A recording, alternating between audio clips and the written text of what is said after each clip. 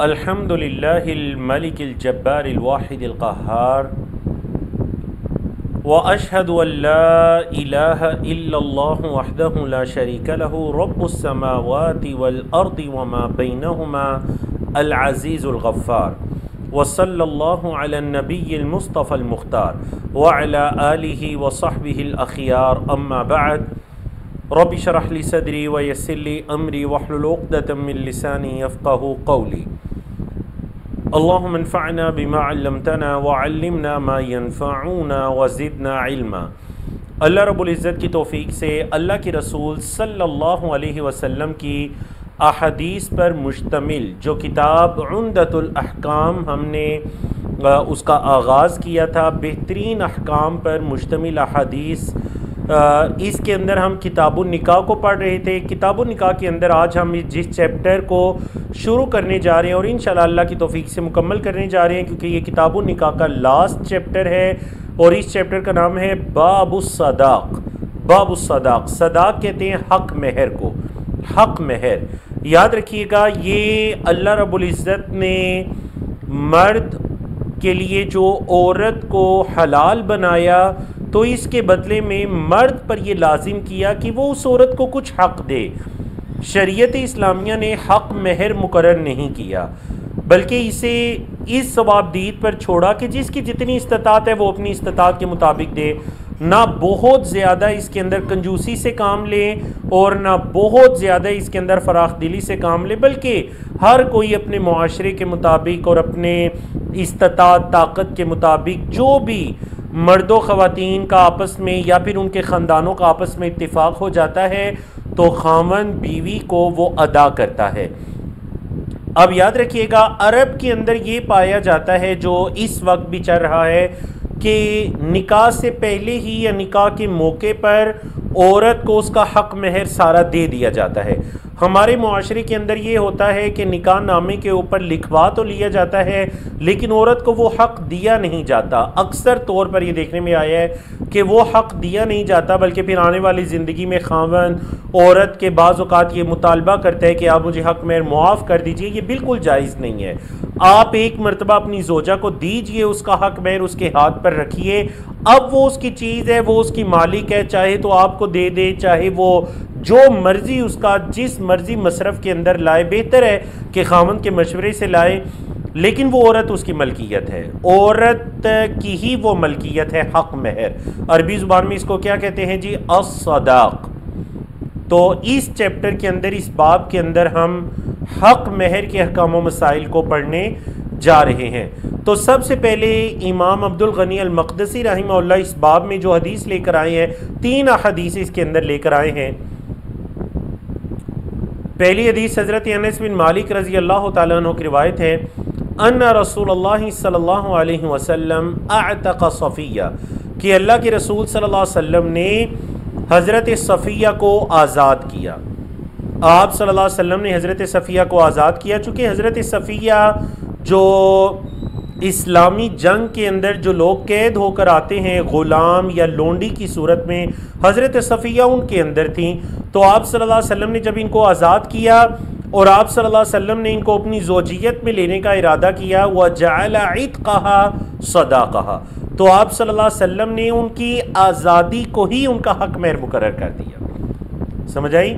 क्योंकि औरत को उसका मालिक आज़ाद करता है या फिर उस लोंडी को आगे फ़रोख्त कर दिया जाता है, तो अब चूँकि उसकी एक कीमत है, तो अल्लाह के रसूल सल्लल्लाहु अलैहि वसल्लम ने, चूँकि वो आप सल्लल्लाहु अलैहि वसल्लम की मलकियत के अंदर थी, तो आपने उनको आज़ाद कर दिया और उनकी आज़ादी को ही उनका हक़ महर मुकर्रर कर दिया। समझ आ गया ना मसला आपको?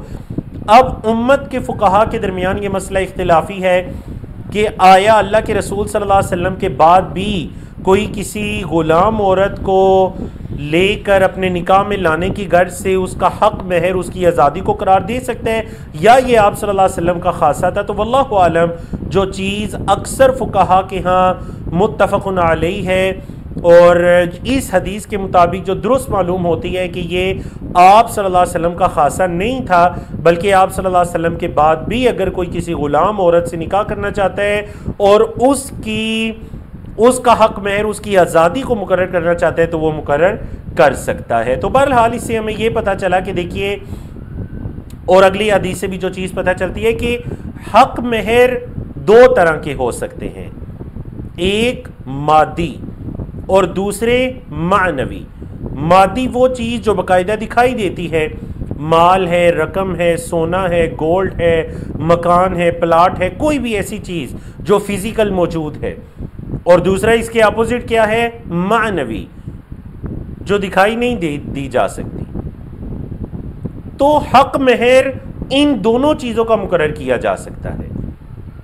किसी बाकायदा चीज़ का भी मुकर्रर किया जा सकता है, रकम है या गोल्ड वगैरह है, और उसके अलावा तालीम व तरबियत, औरत को कोई चीज़ पढ़ाना सिखाना, ये भी हक महर मुकर्रर किया जा सकता है अगर औरत उस चीज़ पर रजामंदी का इजहार करती है,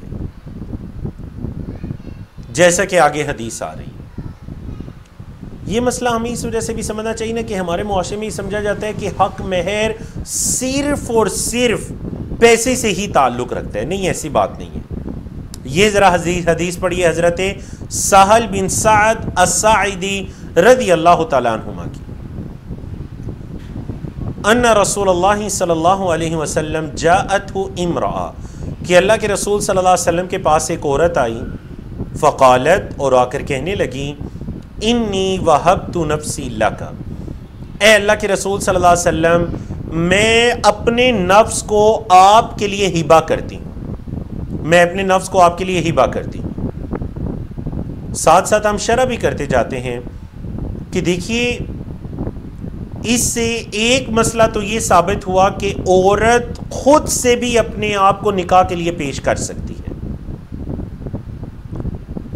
लेकिन याद रखिएगा वली की रजामंदी लाजमी है, जिस तरह के हम पीछे किताबुल निकाह में ये मसला पढ़ भी चुके हैं। वली की रजामंदी औरत के निकाह के लिए ये शर्त है, लाजिम है। हमारे यहाँ मुआशरे में ये जो होता है ना कि जी कोई भी जब निकाह का इरादा करता है तो जाकर, जब वली नहीं राज़ी हो रहा, लड़की का बाप भाई नहीं राज़ी हो रहे, तो लड़की जाती है, जाकर कोर्ट मैरिज कर लेती है और कहती है बाद में सारे राज़ी हो जाएंगे। नहीं, बाद में वो राज़ी हो भी जाती हैं। आप सल्लल्लाहु अलैहि वसल्लम ने 3 मरतबा फरमाया था कि जो औरत भी अपने वली के बगैर निकाह करेगी, फ़निकाहुहा बातिलुन बातिलुन बातिलुन, उसका निकाह बातिल है, बातिल है, बातिल है, बातिल है उस औरत का निकाह। 3 मरतबा आप सल्लल्लाहु अलैहि वसल्लम ने फरमाया था। तो याद रखिएगा, वली की रजामंदी के बगैर औरत का निकाह नहीं, लेकिन औरत खुद से अपनी राय या अपनी मर्जी का इजहार कर सकती है। शरीयत ने उसको ये इख्तियार दिया। देखिए, जब औरत की मर्जी लाजमी है निकाह के अंदर, तो फिर वो इजहार भी कर सकती है अपने वली के सामने। तो औरत आई और आकर उसने अल्लाह के रसूल सल्लल्लाहु अलैहि वसल्लम से फरमाया कि मैं अपना नफ्स आपको हिबा करती हूँ। याद रखिएगा, ये अल्लाह के रसूल सल्लल्लाहु अलैहि वसल्लम का खासा था कि अगर कोई औरत आकर आपको ये कहती कि मैं अपना नफ्स आपको हिबा करती हूँ, मैं अपना आप आपको हिबा करती हूँ, और आप सल्लल्लाहु अलैहि वसल्लम ये फरमा देते कि मैं कबूल करता हूँ, तो ये निकाह के ही हुक्म में होगा, और ये आप सल्लल्लाहु अलैहि वसल्लम का खासा था। ठीक है जी। अब जब इस औरत ने कहा, फ़क़ामत तवीलन, बड़ा लंबा टाइम वो खड़ी रही, तो यकीनन हदीस से यही पता चल रहा है कि आप अलैहिस्सलातु वस्सलाम की उसमें कोई रग़बत नहीं थी, आप सल्लल्लाहु अलैहि वसल्लम का इरादा नहीं था। फ़क़ाल रजुलन, हमारे उस्ताद मोहतरम हाफिज़ इजाज़ अहमद साहब हाफिज़हुल्लाह इस हदीस के तर्जुमे में कहते थे, फ़क़ाल रजुलन, एक मस्कीन ने उठकर कहा। क्यों मस्कीन? क्योंकि उसका तज़किरा आगे आ रहा है। एक शख्स उठे और उन्होंने कहा, यकीनन वो सहाबी रसूल हैं, या रसूल अल्लाह, ए अल्लाह के रसूल सल्लल्लाहु अलैहि वसल्लम, ज़व्विजनीहा, मेरा निकाह कर दीजिए इस औरत से, इल्लम यकुन लक बिहा हाजा, अगर आपको इस औरत की कोई हाजत ज़रूरत नहीं है तो मेरा निकाह कर दीजिए। तो इससे ये पता चलता है कि मर्द भी किसी से गुजारिश कर सकता है कि मेरा निकाह कर दीजिए, कोई इसमें हर्ज वाली बात नहीं है।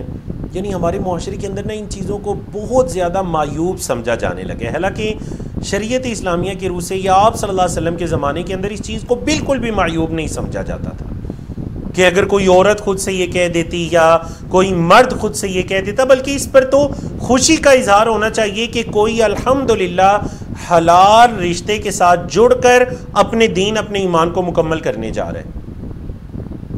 फ़क़ाला, अल्लाह के रसूल सल्लल्लाहु अलैहि वसल्लम ने फरमाया, हल इंदका मिन शैइन तुस्दिकुहा, क्या आपके पास कोई चीज़ है, अस्दक़ा युस्दिकु इस्दाक़ से हक महर अदा करना, क्या आपके पास कोई चीज़ है जो आप इस औरत को हक महर अदा करें? क़ाला, उस शख्स ने कहा, मा इंदी इल्ला इज़ारी हादा, ए अल्लाह के रसूल सल्लल्लाहु अलैहि वसल्लम, मेरे पास तो मेरी बस एक ये तहबंद है, एक कपड़ा है जो मैं जिस्म पर लेता हूँ, मेरे पास तो बस ये इज़ार है।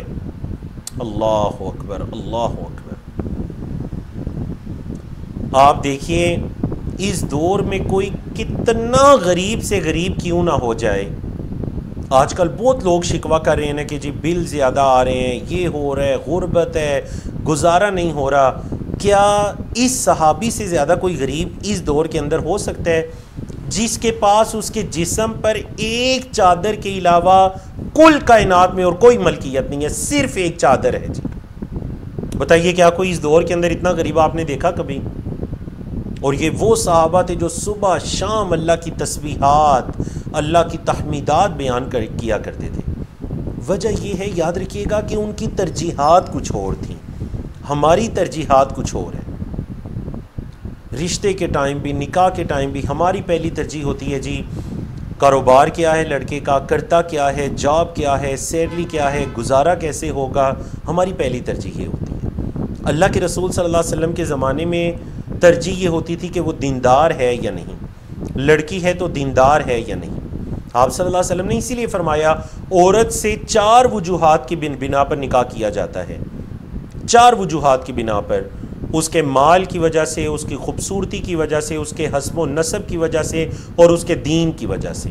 फिर आप सल्लल्लाहु अलैहि वसल्लम ने फरमाया कि तुम दीनदार औरत का इंतखाब करो, इंशाअल्लाह वो तुम्हें खुश कर देगी, तुम्हारे हाथों को खैर से भर देगी।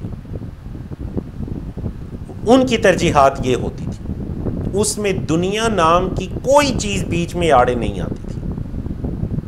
अब देखें, फ़क़ाल रसूलुल्लाह सल्लल्लाहु अलैहि वसल्लम, अल्लाह के रसूल सल्लल्लाहु अलैहि वसल्लम ने फरमाया, इज़ारू का, ये तेरा तहबंद, इन आतैतहा जलस्ता वाला इज़ार अला का, अगर तूने ये इस औरत को दे दिया तो तू बैठेगा और तेरा कोई इज़ार नहीं होगा। ए अल्लाह के बंदे, अगर ये भी तूने हक महर में लिबास या कपड़ा इसको दे दिया तो फिर तू बगैर लिबास के बैठेगा। फल तमिस शैयन, जाओ जाकर कोई चीज़ तलाश करो। क़ाला, उस सहाबी ने कहा, मा आजिदू। दीगर रिवायात से पता चलता है कि वो गए, जाकर उन्होंने तलाश किया, उन्हें कुछ नहीं मिला। कहने लगे, मा आजिदू, ए अल्लाह के रसूल सल्लल्लाहु अलैहि वसल्लम कुछ भी नहीं पा रहा। क़ाला, आप सल्लल्लाहु अलैहि वसल्लम ने दूसरी मरतबा फरमाया, फल तमिस, जाओ जाकर तलाश करो, वलौ खातम मिन हदीदिन, चाहे लोहे की एक अंगूठी ही क्यों ना हो, जाओ जाकर तलाश करो, लोहे की एक अंगूठी तलाश करके ले आओ अल्लाह के बंदे। फल तमसा, वो गए, उन्होंने तलाश किया, फलम यजिद शैअन, उन्होंने कुछ भी नहीं पाया, उन्हें एक लोहे की अंगूठी भी नहीं मिली। फ़क़ाल रसूलुल्लाह सल्लल्लाहु अलैहि वसल्लम, तो अल्लाह के रसूल सल्लल्लाहु अलैहि वसल्लम ने फरमाया, ज़व्वजतुकहा बिमा माअका मिनल क़ुरआन। ए मेरे सहाबी, दूसरी रिवायात के अंदर आप सल्लल्लाहु अलैहि वसल्लम ने उनसे पूछा कि कौन कौन सी सूरतें याद हैं, तो उन्होंने फरमाया, फ़ुलां फ़ुलां फ़ुलां सूरत याद है। आप सल्लल्लाहु अलैहि वसल्लम फरमाया, मैं तेरा निकाह इस औरत से कर रहा हूँ जो तेरे पास कुरान है, जो कुरान है, तूने इस औरत को वो कुरान, वो सूरतें सिखानी है, मैं उनके बदले में तेरा निकाह कर रहा हूँ। अल्लाहु अकबर। तो इससे पता चला ज़रूरी नहीं हक महर कोई मादी चीज़ ही हो, रकम गोल्ड ही हो, हक महर ऐसे भी हो सकता है। हमारे एक दोस्त थे, उन्होंने अपनी जोजा के निकाह के वक्त ये हक महर मुकर्रर किया कि वो उनको सही बुखारी पढ़ाएंगे। अल्लाहु अकबर, कोई हर्ज वाली बात नहीं है। मुआशरे के अंदर ये चीज़ें, ये सुन्नतें भी आम होनी चाहिए, लेकिन दोनों जो फरीक हैं उनकी रजामंदी के साथ। ये नहीं कि मर्द उसको प्रेशराइज करे कि नहीं लाजिमन मैंने इसी पर अमल करने के सूर, और औरतें के नहीं, औरत के नहीं, या औरत के कि मैंने लाजमी हक मारे नो मर्द के नहीं, बल्कि नहीं रजामंदी के साथ। और दूसरा जो काबिल गौर चीज़ है कि आप सल्लल्लाहु अलैहि वसल्लम ने, देखिए पहली मरतबा भी तो आप सल्लल्लाहु अलैहि वसल्लम उससे पूछ सकते थे ना कि कुरान मजीद, लेकिन तीसरी मरतबा कुरान मजीद के बारे में पूछा। पहली 2 मरतबा उसको कहा जाओ जाकर तलाश करो, जाओ जाकर तलाश करो। तो इस वजह से इस चीज़ पर मुसिर नहीं होना चाहिए कि लाजिमन हक मेर यही मुकर्रर करने के कुछ सूरतें या कोई किताब वगैरह पढ़ाना नहीं, इस चीज़ पर इसरार नहीं होना चाहिए, क्योंकि आप सल्लल्लाहु अलैहि वसल्लम ने उसको कहा गे, वो तलाश भी किया, नहीं मिला, एक मजबूरी की हालत थी। बाब उस सदाक की आखिरी हदीस की तरफ चलते हैं और फिर उसके बाद हम किताबुत तलाक को शुरू करेंगे इंशाअल्लाहुल अज़ीज़। और ये हदीस भी हज़रत अनस बिन मालिक रज़ी अल्लाह तआला अन्हु की रिवायत है, बड़ी प्यारी हदीस है जी। और इस हदीस से हमें जो कुछ मसाइल पता चलते हैं ना, एक तो ये पता चलता है कि आप सल्लल्लाहु अलैहि वसल्लम अपने साथियों की किस कदर ख़बर रखा करते, अपने सहाबा की किस कदर किया करते, उनसे सवाल किया करते, पूछा करते, हत्ता कि घरेलू हालात आप सल्लल्लाहु अलैहि वसल्लम उनके जाना करते। और यकीनन जो सहाबा के दिल में आप सल्लल्लाहु अलैहि वसल्लम की मोहब्बत थी, हर दर्जे की ताज़ीम थी, तौक़ीर थी, उसका एक बहुत बड़ा ये सबब है। तो हज़रत अनस बिन मालिक आप सल्लल्लाहु अलैहि वसल्लम के खादिम, 10 साल तक अल्लाह के रसूल सल्लल्लाहु अलैहि वसल्लम की कहते हैं मैंने खिदमत की, आप सल्लल्लाहु अलैहि वसल्लम ने मुझे कभी उफ तक नहीं कहा। ये वही हैं जिनकी वालिदा उम्मे सुलेम है, जिनका तज़किरा हम किस्सा पढ़ भी चुके हैं। तो हज़रत अनस बिन मालिक कहते हैं कि अन्ना रसूलुल्लाह सल्लल्लाहु अलैहि वसल्लम रआ अब्दुर्रहमान इब्न औफ़िन, कि अल्लाह के रसूल सल्लल्लाहु अलैहि वसल्लम ने हज़रत अब्दुर्रहमान बिन औफ़ को देखा, व अलैहि रदउ ज़अफ़रान, और हज़रत अब्दुर्रहमान बिन औफ़ पर ज़ाफ़रान का रंग चढ़ा हुआ था। इस मसले को अगर समझना है ना, तो इस दौर के अंदर समझ लें कि किसी शख्स को देखें उसके कपड़ों पर कोई मेहंदी वगैरह लगी हो, या उसके कपड़ों पर कोई मेकअप वगैरह लगा हो, और आपको ये नहीं पता कि इसकी शादी हो चुकी है, तो आप उससे पूछेंगे कि आपके कपड़ों पर ये मेहंदी कहाँ से आ गई, या ये मेकअप वगैरह के निशान कहाँ से आ गए, तो वो बताएगा कि मैंने शादी कर ली है। अल्लाह अकबर।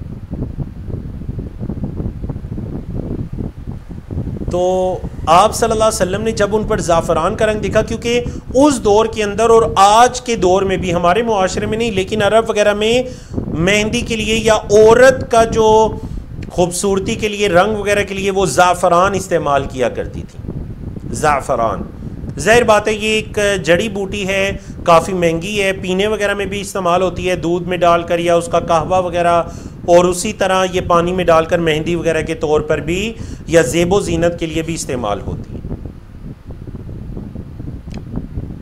अच्छा, अब यहाँ पर ये मसला भी क्लियर कर लीजिए कि मर्द और ख़वातीन की खुशबू में फ़र्क है। मर्द और ख़वातीन जो खुशबू इस्तेमाल करेंगे उसमें फ़र्क है। आप सल्लल्लाहु अलैहि वसल्लम ने फरमाया कि जो मर्दों की खुशबू है उसका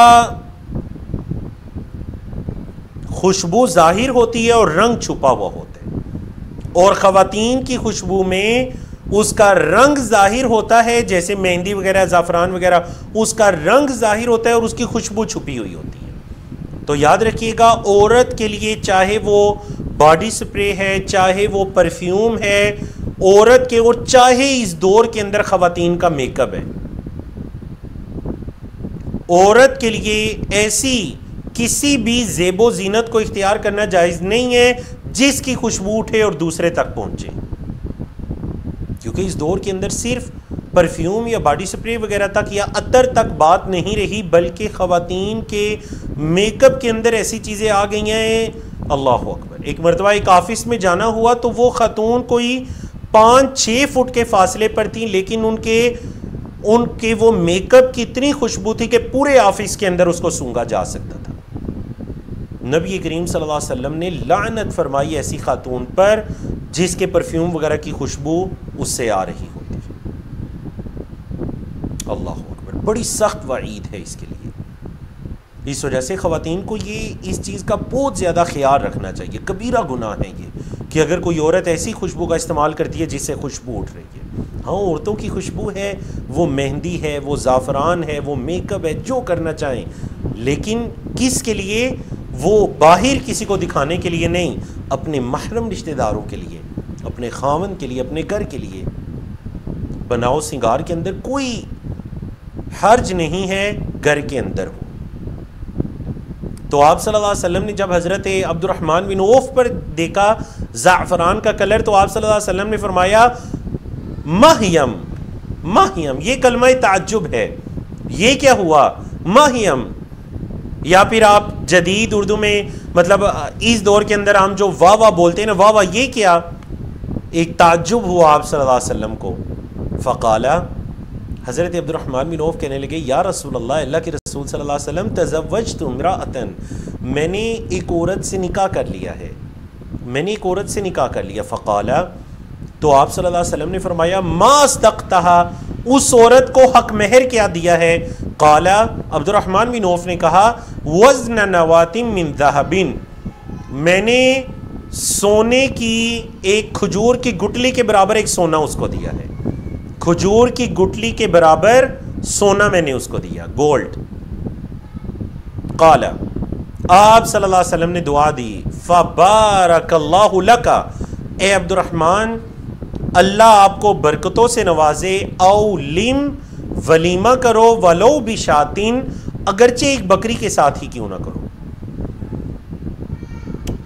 कितनी प्यारी हदीस है। देखिए, आप सल्लल्लाहु अलैहि वसल्लम अपने सहाबा के हालात की खबर ले रहे हैं, खुशी का इजहार फरमा रहे हैं, और फिर जब बताया कि मैंने निकाह कर लिया, तो फिर आप सल्लल्लाहु अलैहि वसल्लम ने उनसे ज़रूरी बातें पूछी कि मेरे सहाबी हैं, कहीं कोई गलती ना कर बैठें, कोई हक महर वगैरह दिया या नहीं? हाँ, अल्लाह के रसूल सल्लल्लाहु अलैहि वसल्लम हक महर दिया। फिर दुआ दी और फरमाया वलीमा करो, अगरचे एक बकरी के साथ ही क्यों ना करो। तो हक महर ये लाजिम है निकाह के अंदर, लेकिन वलीमा ये सुन्नत मुअक्कदा है, क्योंकि आप सल्लल्लाहु अलैहि वसल्लम ने हुक्म दिया वलीमा करो, अगरचे एक बकरी के साथ। कुछ फुकाहा का ये ख्याल है कि निकाह के अंदर वलीमा करना लाजमी है इस्तिताअत के मुताबिक, लेकिन अक्सर फुकाहा ने यह कहा कि नहीं, ये फ़र्ज़ नहीं है, बल्कि ये सुन्नत मुअक्कदा के हुक्म में आएगा, सुन्नत मुअक्कदा। अब यहाँ पर एक मसला मेरे जहन से निकल ना जाए, ये जो हदीस के अल्फाज है ना, तज़व्वजतु इम्राअतन, इन अल्फाज में देखिए कि अल्लाह के रसूल सल्लल्लाहु अलैहि वसल्लम के ज़माने में, आप सल्लल्लाहु अलैहि वसल्लम के ज़माने में आपके एक करीबी सहाबी, अशरा मुबशरा में से हज़रत अब्दुर्रहमान बिन औफ, करीबी सहाबी निकाह कर रहे हैं और आप सल्लल्लाहु अलैहि वसल्लम को इल्म नहीं है। देखा आपने? और इस तरह के और वाक़यात भी हैं। हज़रत जाबिर बिन अब्दुल्ला का वाक़या भी है कि उन्होंने भी निकाह कर लिया था, आप सल्लल्लाहु अलैहि वसल्लम को नहीं पता था। तो मतलब बताना मैं ये चाह रहा हूँ, या इस मसले को हम इसे साबित करना चाह रहे हैं कि देखें, हम जो निकाह के अंदर इंतहाई तकल्लुफ़ात में पड़ चुके हैं कि जब तक पूरा शहर ना आ जाए और पूरे शहर को बुलाने का इंतज़ाम ना हो जाए, 150 से 200 से 250 से 300 लोगों तक का हॉल ना बुक हो जाए और उसके अखराजात ना पूरे हो जाए, हमने निकाह नहीं करना। नहीं, आप सल्लल्लाहु अलैहि वसल्लम के ज़माने में आपके करीबी सहाबा निकाह कर रहे हैं और आप सल्लल्लाहु अलैहि वसल्लम को नहीं पता। तो इन चीज़ों के अंदर ये इबादात हैं, अगरचे ये मामलात हैं, लेकिन इबादात का दर्जा रखते हैं। इनके अंदर तकल्लुफ़ात को ख़त्म कीजिए, इनको आसान कीजिए।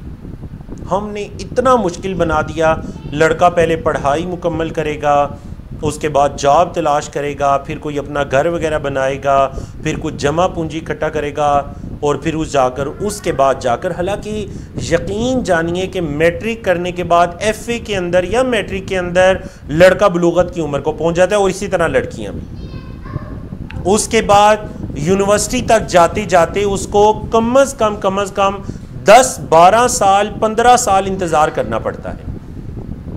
अब उस दौरान वो बालिग है, लड़की भी बालिगा है, उसके वालिदैन को फ़िक्र होनी चाहिए कि ख़ास कर अब को एजुकेशन के बाद बच्चा कॉलेज में जा रहे हैं, यूनिवर्सिटीज़ में जा रहे हैं, गैर महरम के साथ उठना बैठना है। अल्लाह अकबर। हमारे एक दोस्त बेटे को जब यूनिवर्सिटी में दाखिल करवाना चाहा तो मुझे कहा आपने निकाह पढ़ाना है। मैंने बड़ी खुशी का इज़हार किया।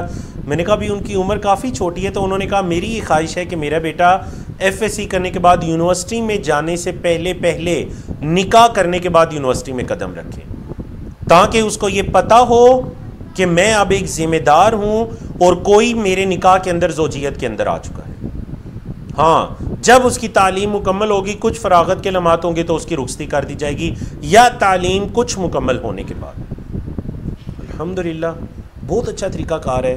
तो इन चीज़ों के अंदर हमें किताबुन निकाह का और इन हदीस का भी ये पैगाम है कि इनके अंदर तकल्लुफ़ात ख़त्म कीजिए। मस्जिद में बैठे हुए अल्लाह के रसूल सल्लल्लाहु अलैहि वसल्लम इस औरत से मेरा निकाह कर दीजिए, वहीं पर निकाह हो जाता है, कोई तकल्लुफ़ात नहीं।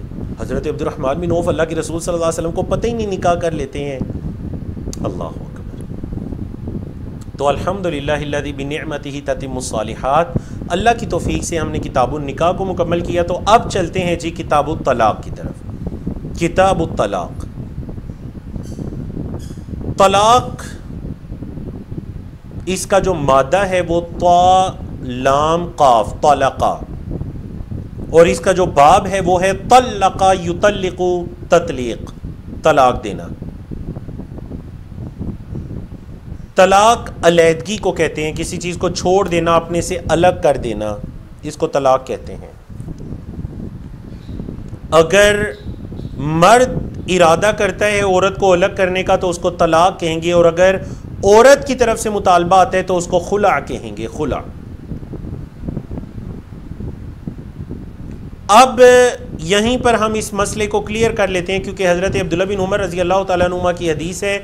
उस हदीस के पढ़ने से पहले तलाक का शरई तरीका क्या है, यकीन जानिए ये वो मसाइल हैं जो हर किसी को रिश्ता इज़्दिवाज के अंदर बनने से पहले, मुंसलिक होने से पहले इन मसाइल का इल्म होना चाहिए, इनकी आगही होनी चाहिए, लेकिन हम नहीं सीखते। एक शख्स अपनी ज़िंदगी गुजार लेता है और उसे शरई तलाक का तरीका नहीं पता होता।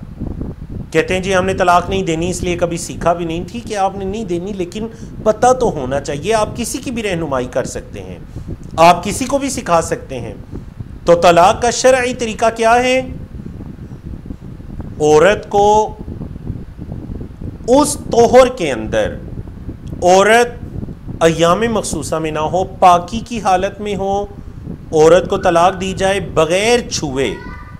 औरत के अय्याम जब मुकम्मल होते हैं, अब वो पाक है और उस पाकी के अंदर अभी इस मर्द ने इस औरत के साथ कोई ताल्लुक कायम नहीं किया, उस पाकी के अंदर वो औरत को तलाक देगा। एक मर्तबा कहेगा, सिर्फ एक मर्तबा। यह है तलाक का शरई तरीका। हम न ये ख्याल करते हैं औरत के अय्याम चाह रहे हैं, न ये ख्याल करते हैं कि औरत अय्याम तो नहीं चाह रहे, वो पाक साफ़ है, लेकिन इस पाकी के अंदर ये जो उसके 20 या 25 दिन है, इसके अंदर हम बिस्तरी हो चुकी है, ताल्लुक़ कायम हो चुका है। तो ये गैर शरई तलाक है। अगर अय्याम के अंदर दी जाए या उन अय्याम में दी जाए पाकी के जिनमें हम बिस्तरी हो चुकी है, तो ये गैर शरई तलाक है, लेकिन ये वाक़ई हो जाएगी। गैर शरई है लेकिन हो जाएगी। कहाँ से पता चला? हज़रत अब्दुल्ला बिन उमर रज़ी अल्लाह तआला अन्हुमा की हदीस से ये जो आ रही है कि वाक़ई हो जाएगी। शरई तलाक का तरीक़ाकार आपको पता चल गया ना। अब एक तलाक दे दिया, अब हमारे मुआशरे में समझा जाता है कि जी लाजिमन 3 तलाक़ें पूरी करनी है। नहीं, एक तलाक बस, उसके बाद औरत इद्दत गुजारेगी कम अज़ कम या तकरीबन 3 महीने। 3 मरतबा उसके अय्याम आएंगे और चले जाएंगे, तो उसकी इद्दत पूरी हो जाएगी। ठीक है जी। अब क्या है, चूंकि एक तलाक थी, अगर आने वाली जिंदगी में अगर इस खामन ने औरत के साथ रुजू करना है तो इद्दत के अंदर अंदर रुजू कर सकता है। 1-2 हफ्ते गुजरा, महीना 2 महीने गुजरे, मर्द औरत को गलती का एहसास हुआ, रुजू करना चाहते हैं तो बस वो रुजू कर लें।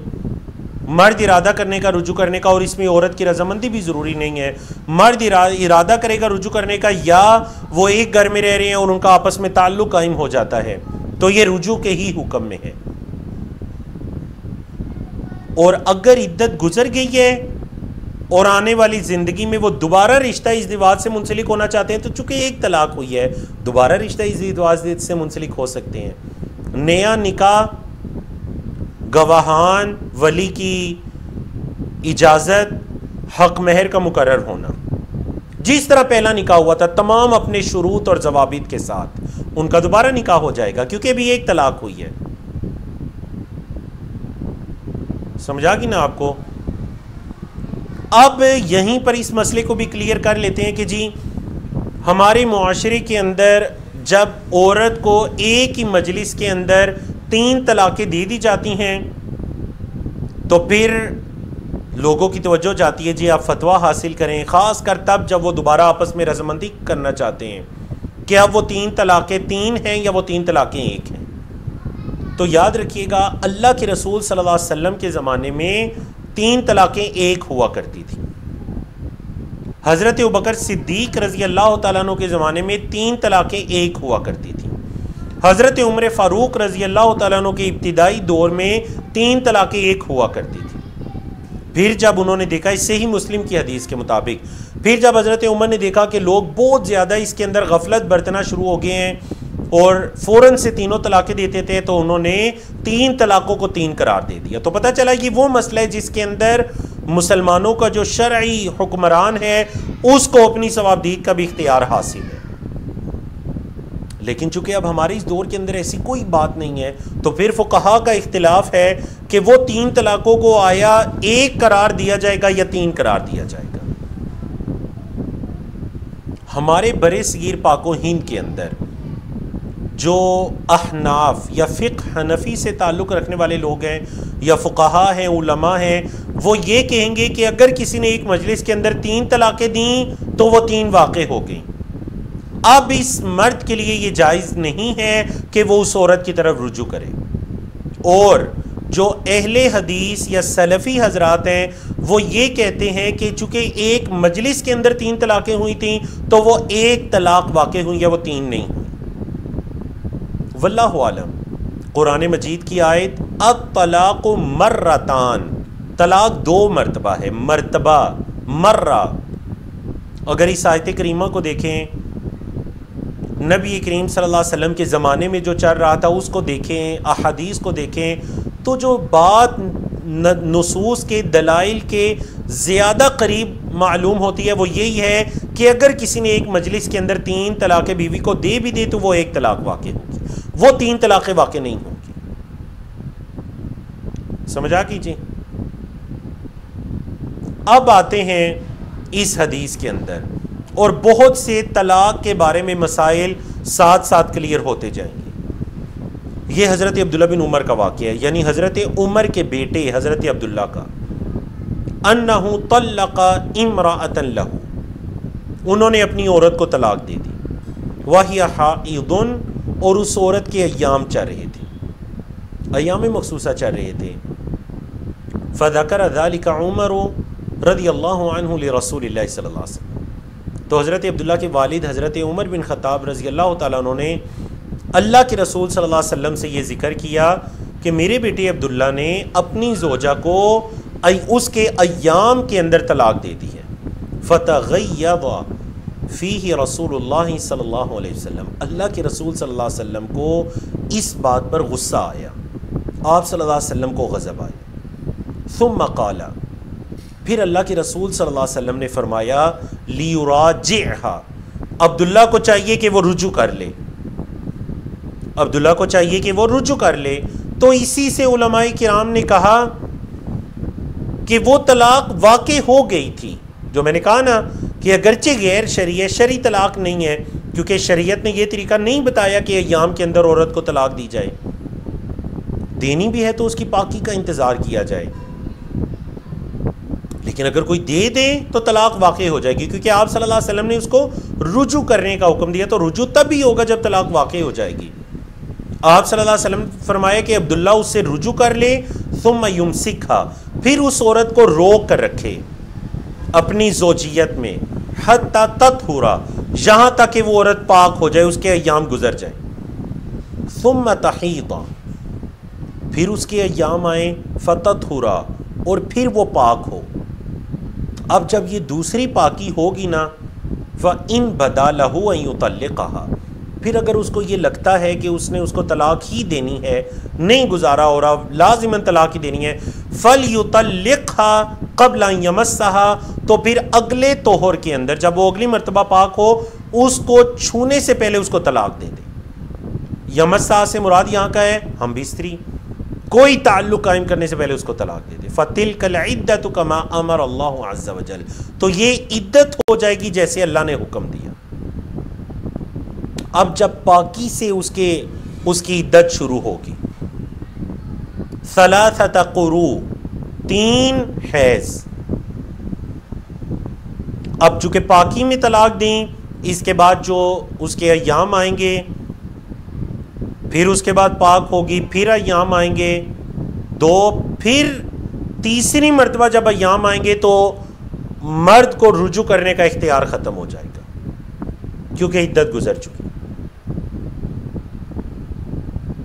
वफ़ी लफ्ज़िन, और एक हदीस के लफ्ज़ ये है, हत्ता तहीद हैदतन मुस्तक़बला, यहाँ तक कि वो आने वाले अय्याम भी उसके आ जाएं, सिवा हैदति हल्लती तल्लक़हा फ़ीहा, इन अय्याम के अलावा जिसमें उन्होंने उनको तलाक दी, तो वो इंतज़ार करें यहाँ तक कि औरत के अगले अय्याम आ जाएं।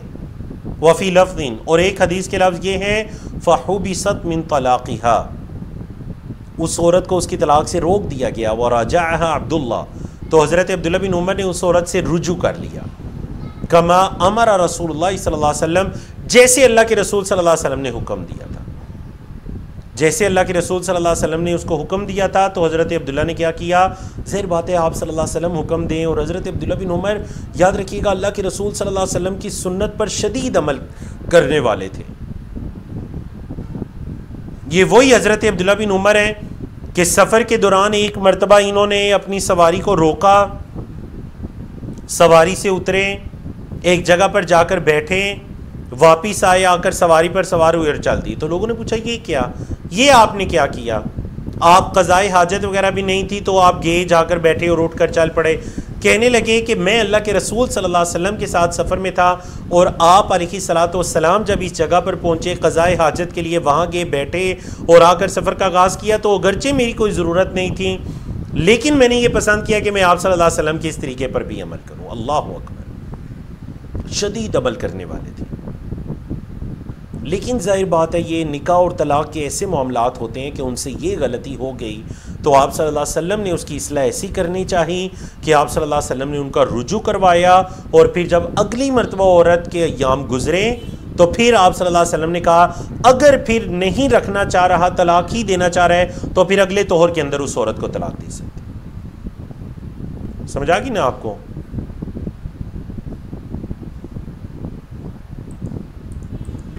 अब चलते हैं जी किताबुत तलाक की दूसरी हदीस की तरफ, और ये हज़रत फ़ातिमा बिनते कैस रज़ी अल्लाह ताला अन्हा की रिवायत है। इनका अपना वाक़या है, जो ख़ुद अपना वाक़या बयान करी है हज़रत फ़ातिमा बिनते कैस। वाक़या सुनिए, तकरीबन मतलब इतना तफसीली हदीस है कि इसकी शरह भी साथ साथ हो जाएगी। अन्ना अबा आमिर इब्न हफ्स रज़ियल्लाहु अन्हु तल्लक़हा अलबत्ता, अबू अमर बिन हफ्स ने हज़रत फ़ातिमा को तलाक दे दी। कौन सी तलाक दे दी? तलाक बत्ता। तलाक की 2 किस्में हैं, एक तलाक रजई और एक तलाक बाइना। तलाक रजई पहली और दूसरी तलाक होती है जिसके बाद मर्द को औरत से रुजू करने का हक बाकी रहता है, और तलाक बत्ता तीसरी तलाक होती है जिसके बाद मर्द के लिए औरत से रुजू करने का कोई हक बाकी नहीं रहता। तो उन्होंने उनको आखिरी तीसरी तलाक भी दे दी। वह हुआ गायबुन, और वो वहां पर मौजूद नहीं थे। वफ़ी रिवायतिन, और एक हदीस के अल्फाज ये हैं, तल्लक़हा सलासन, कि उन्होंने अपनी ज़ौजा को तीन तलाक़ें दे दी हज़रत फ़ातिमा बिनते कैस को। फ़अरसला इलैहा वकीलुहु बिशाइरिन, तो उन्होंने क्या किया, अपने फ़अरसला इलैहा वकीलहु, उन्होंने अपने वकील को, मतलब अब कोई नाइब मुकर्रर करके भेजा उनको अपना वकील बनाकर, साथ कुछ जो, जैसे गंदुम होती है, मकई होती है, इस तरह जो भी एक नबातात में से है, साथ उन्होंने जो को भेजा। फ़साखी तत्हु, तो हज़रत फ़ातिमा बड़ा गुस्से हुई उन पर। फ़क़ाला, तो वो वकील कहने लगा, वल्लाही, अल्लाह की कसम, मा लकी अलैना मिन शै, ये जो हम जो वगैरह दे रहे हैं ना, ये एक इंसानी हमदर्दी की बिना पर दे रहे हैं, इसके अलावा आपका हमारे ज़िम्मे कोई हक बाकी नहीं है। ये नहीं कि हम आपके साथ कोई जुल्म ज़्यादती कर रहे हैं आपको कुछ ना देकर। अब क्या हुआ, फ़जाअत रसूलुल्लाह सल्लल्लाहु अलैहि वसल्लम, तो हज़रत फ़ातिमा अल्लाह के रसूल सल्लल्लाहु अलैहि वसल्लम के पास आ गई। फ़ज़करत ज़ालिका लहू, और आकर अल्लाह के रसूल सल्लल्लाहु अलैहि वसल्लम से ज़िक्र किया कि देखें, मेरे खावंद अबू आमिर बिन हफ्स ने मुझे तलाक दी और मुझे कुछ भी नहीं दिया इस जो के अलावा। वो ये समझी कि शायद कुछ देना भी था, तो ज़ाहिर बात है हक महर तो वो पहले दे चुके होंगे निकाह के वक्त, अब तलाक के वक्त कुछ भी नहीं देना। फ़क़ाला, तो आप सल्लल्लाहु अलैहि वसल्लम ने फरमाया, लैसा लकी अलैहि नफ़क़ा, हाँ बिल्कुल ऐसे ये बात, अब तेरा कोई खर्च नफ़क़ा उसके ज़िम्मे नहीं है। वफ़ी लफ्ज़िन, और एक हदीस के लफ्ज़ ये हैं, वला सुकना, और कोई रिहाइश वगैरह भी वो नहीं है। यहाँ पर इस मसले को समझ लीजिए, अगर तलाक़ रजई है, तलाक़ रजई मतलब पहली या दूसरी तलाक़ एक शख्स ने औरत को दी, तो औरत को चाहिए कि वो अपनी इद्दत अपने खावंद के उस घर के अंदर अपनी इद्दत मुकम्मल करे, और खावंद पर उसका खाना पीना और रिहाइश का इंतज़ाम करना लाजिम है। हमारे यहाँ ये मैं कहता हूँ जी, ये तरीका या सुन्नत पर अमल करना तो दूर की बात है, तलाक देने से दोनों ख़ानदानों में ऐसी दुश्मनी पड़ती है कि उनकी नस्लें अगली आ जाती हैं और वो दुश्मनी ख़त्म नहीं होती। शरीयत तो हमें ये कह रही है कि औरत को तलाक दे भी दी है तो औरत अपनी इद्दत खावंद के घर में मुकम्मल करे। तो चूंकि ये थी तलाक के तीसरी तलाक, तलाक बत्ता, तलाक बाइना, जिसके बाद मर्द को रुजू का हक हासिल नहीं रहता, तो वाक़अतन इस तलाक के बाद तो औरत मर्द के घर में नहीं ठहरेगी, बल्कि अपने घर में या अपने वालिदैन के घर में चली जाएगी। मर्द के ज़िम्मे उसका खाना पीना, नफ़क़ा, ख़र्च, रिहाइश वगैरह का इंतज़ाम लाजिम नहीं है। अब उस औरत ने इद्दत गुजारनी थी, तो आप सल्लल्लाहु अलैहि वसल्लम ने उसका इंतज़ाम किया। फ़अमरहा, तो आप सल्लल्लाहु अलैहि वसल्लम ने उनको हुक्म दिया, अन तअतद्दा फ़ी बैति उम्मे शरीकिन, कि जाओ और जाकर उम्मे शरीक के घर में इद्दत गुजार लो। सुम्मा क़ाला, फिर आप सल्लल्लाहु अलैहि वसल्लम फरमाया, तिल्का इमरातुन यख्शाहा अस्हाबी, ये वो औरत है उम्मे शरीक के जिनके पास मेरे सहाबा का आना जाना रहते हैं, वो जाते रहते हैं। हज़रत उम्मे शरीक कभी सहाबाए किराम को और अल्लाह के रसूल सल्लल्लाहु अलैहि वसल्लम को अपने घर बुलाती, खाने वगैरह का इंतज़ाम करती, तो फरमाया इनके पास मेरे सहाबा वगैरह आते जाते रहते हैं। इअतदी इंदा इब्ने उम्मे मकतूमिन, तुम ऐसा करो कि तुम जाओ और जाकर हज़रत अब्दुल्ला बिन उम्मे मकतूम के घर में इद्दत गुजारो। फ़इन्नहु रजुलुन अमा, क्योंकि हज़रत इब्ने उम्मे मकतूम नाबीना है, उनके घर में चली जाओ। तज़ईना सयाबा की, कभी आप अपने सर वगैरह से कपड़ा हटा भी सकती हैं क्योंकि वो नाबीने हैं, उन्हें नज़र तो नहीं आ रहा। फ़इज़ा हललती फ़आज़िनीनी, जब आप हलाल हो जाएं, आपकी इद्दत गुजर जाए तो फिर मुझे बताना। क़ालत, हज़रत फ़ातिमा बिन कैस कहती हैं, फ़लम्मा हललतु, जब मैं हलाल हो गई। क्या मतलब हलाल हो गई? क्योंकि इद्दत के अंदर औरत का निकाह करना ये हराम है। जब इद्दत गुजर गई तो अब ये औरत दूसरे मर्दों के लिए हलाल हो गई कि वो इससे निकाह करके ताल्लुक़ कायम कर सकते हैं। जब मैं हलाल हो गई, ज़करतु ज़ालिका, तो मैंने अल्लाह के रसूल सल्लल्लाहु अलैहि वसल्लम से ज़िक्र किया। क्या ज़िक्र किया? कि अब दो तरफ से मुझे पैगाम आया है। एक हज़रत मुआविया बिन अबी सुफियान रज़ी अल्लाह तआला अन्हु की तरफ से और एक हज़रत अबू जहम की तरफ से, दो तरफ से पैगाम आए हैं जी। ख़तबानी, उन दोनों ने मुझे निकाह का पैगाम भेजा है। फ़क़ाल रसूलुल्लाह सल्लल्लाहु अलैहि वसल्लम, तो अल्लाह के रसूल सल्लल्लाहु अलैहि वसल्लम ने फरमाया, अम्मा अबुल जहम, ये जो अबुल जहम है ना, फ़ला यदाउ असाहु अन आतिक़िही, ये अबू जहम तो अपने कंधे से अपना आसा कहते हैं ना, वो जो होती है लाठी वगैरह, ये अपने कंधे से अपनी लाठी हटाते ही नहीं है। क्या मतलब अबू जहम तबीयत का बड़ा सख्त है जी, कभी डंडा लाठी वगैरह रखते ही नहीं, हर टाइम तैयार रहता है। वह अम्मा मुआविया, और जो हज़रत मुआविया हैं, फ़सुअलुकुन ला माल इंदहु, तो हज़रत मुआविया फ़कीर है, उनके पास कोई माल वगैरह नहीं है। तो तुम ऐसा करो, इन दोनों के अंदर चूँकि ये ऐब है, तो तुम ऐसा करो, इनकी ही उसामा बिन ज़ैद, ये जो हज़रत उसामा बिन ज़ैद है ना, तुम इनसे निकाह कर लो। अल्लाहु अकबर। हज़रत फ़ातिमा कहती हैं, फ़करिहतुहु, मैंने इसको नापसंद जाना, मैंने हज़रत उसामा बिन ज़ैद से निकाह करने को नापसंद जाना। कोई भी वजूहात हो सकती हैं। सुम्मा क़ाला, फिर आप सल्लल्लाहु अलैहि वसल्लम ने दूसरी मरतबा फरमाया, इनकी ही उसामा बिन ज़ैद, उसामा बिन ज़ैद से निकाह कर लो। तो हज़रत फ़ातिमा, ये कैसे मुमकिन है कि आप सल्लल्लाहु अलैहि वसल्लम दो मरतबा उन्हें ये हुक्म दें और वो ना माने। कहती हैं, फ़नकहतुहु, मैंने हज़रत उसामा से निकाह कर लिया। फ़जअल अल्लाहु फ़ीही खैरन, अल्लाह ने उन्हीं में, हज़रत उसामा में खैर को रख दिया। वग ततबतु, या एक हदीस के अंदर इसको मजहूल भी पढ़ा जा सकता है, वग तुतिबतु, फिर मुझ पर रश्क किया जाने लगा। अल्लाह ने मुझ में और हज़रत उसामा में इतनी खैर रखी, या मेरे लिए मेरे उस खामन में इतनी खैर रखी कि मुझ पर रश्क किया जाने लगा। दूसरी औरतें मुझ पर रश्क किया करती थीं। अल्लाह अकबर। हदीस समझ आ गई है ना? तो देखिए, अब सवाल ये पैदा होता है कि अल्लाह के रसूल सल्लल्लाहु अलैहि वसल्लम ने हज़रत अबू जहम या हज़रत मुआविया के जो दो ऐबों को बयान किया कि एक के पास कुछ माल वगैरह नहीं है और दूसरा जो है वो अपनी लाठी नहीं कंधे से रखता, सख्ती है तबीयत में, ये गीबत के ज़ुमरे में नहीं आएगा। जब कोई आपसे मशवरा तलब कर रहा है, और ख़ास कर निकाह वगैरह के अंदर जब कोई आपसे मशवरा तलब कर रहा है, तो अगर आपको जिसके बारे में मशवरा करे उसका कोई ऐब भी पता है ना, उसके बावजूद, ऐब पता भी है उसके बावजूद क्या कीजिए, उस ऐब को बताइए।